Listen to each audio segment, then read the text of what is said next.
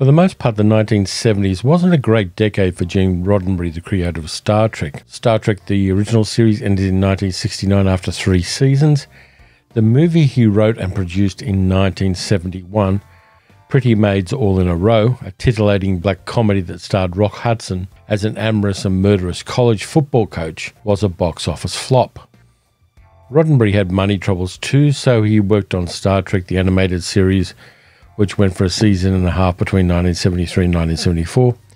And he also made television pilots. 2 of them I like, the other 2, Genesis 2 and Planet Earth, I'm kind of ambivalent about. Genesis 2 and Planet Earth were basically the same pilot done twice. And the network ABC then did it a 3rd time without Roddenberry's involvement as Strange New World. The other 2 pilots, however, are interesting lost opportunities, so let's look at them. Many of the ideas for this pilot were reworked for Data in Star Trek The Next Generation. The original gangster version of Roddenberry's take on Pinocchio is a fascinating one. Mike Farrell plays Jerry Robinson, an engineer working on Project Questor, an internationally funded scientific program designed to complete the works of Dr. Emil Vaslovic, who has developed a number of breakthrough technologies to create a human-like android. The head of the project, Jeffrey Darrow, played by Canadian actor John Vernon, is dismissive of Jerry's input until he finds out that he's very intelligent and has a number of degrees. As the project reaches completion, the scientists working on it download a kludged version of Vaslovic's original software into the android, leaving it with a number of limitations. As the android, who names himself Questor, escapes, he recruits Jerry to help him find Vaslovic and the truth of his origins. Robert Foxworth is pretty good as Questor, going from a cliché version of a humanoid with stiff movements and stilted sentence structures and delivery to a more fluid version as Questor learns about humans and their world. There isn't really time in the pilot to develop the character, but Questor has potential, and Foxworth's pale blue eyes help sell the idea of something that looks like but isn't a human being. Mike Farrell has an easygoing charm as Jerry, and John Vernon gets some complexity as Darrow. That character is set up as a paranoid warmongering bad guy, but he shows that he's able to pivot when reality isn't what he assumes it is. John Vernon was often a better actor than his roles required. The supporting cast is a bit interesting too. We get Dana Winter as Lady Helena Trimble, an information broker who worked with Vaslovic. We also get, in a small role, James Shigeta, who everyone knows played Joe Takagi in Die Hard, as one of the scientists.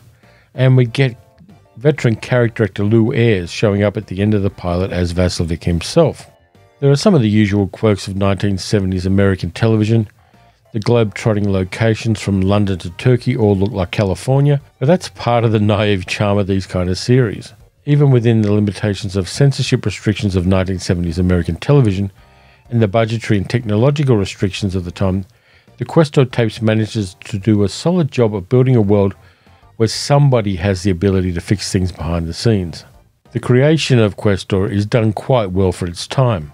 Had it gone to a series, there would have been enough clear space to tell a number of different kinds of stories within the concept, but ABC stuffed it up.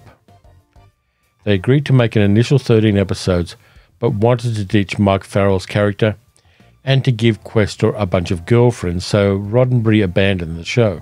In recent times, there's been talk of a reboot of the Questor tapes, but as yet nothing's come of it. The Questor tapes takes a little time to talk about ethics and morality and the importance of making the world a better place. That makes it very relatable to a modern audience. If you get the chance to, you should check it out.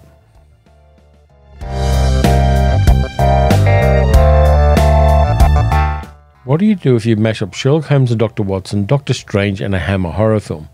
You get Spectre, the most audacious of Gene Roddenberry's 1970s TV pilots. Robert Culp plays William Sebastian, a criminologist who split up with his business partner, Dr. Amos Ham Hamilton, played by Gig Young, years before over his interest in the occult.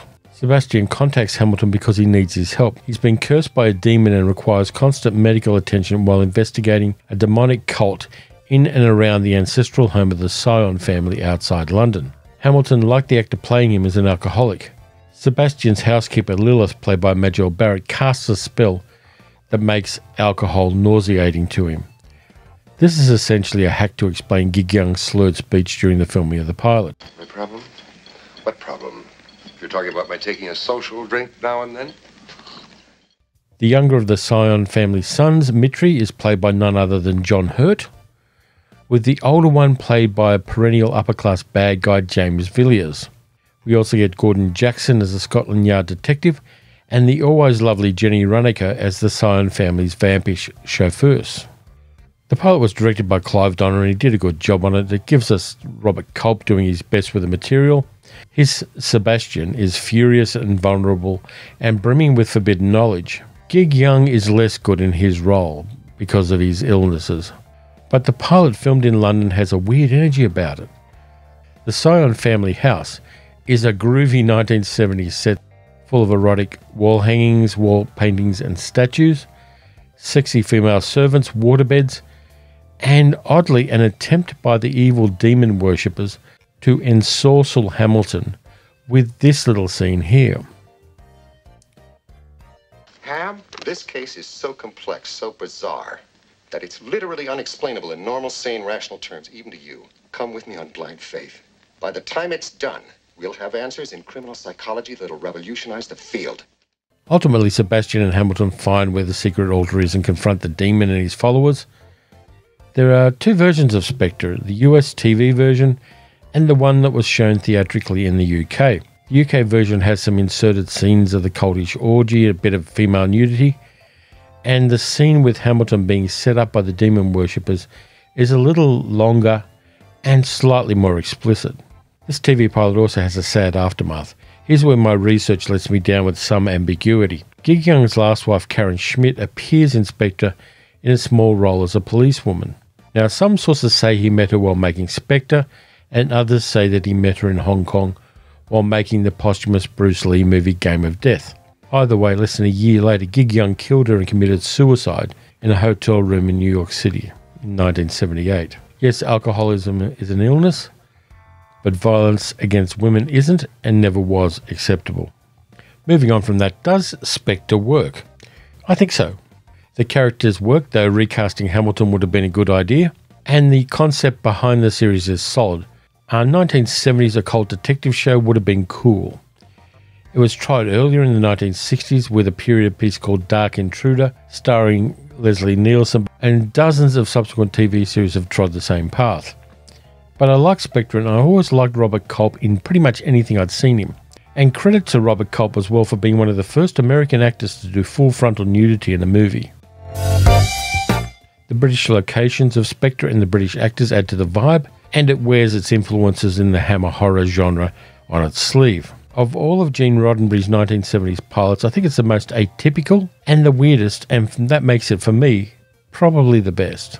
So thank you very much for watching. If you enjoyed the video, please consider liking, subscribing, and hitting the notification bell. You can also donate to support the channel at patreon.com/paleocinema.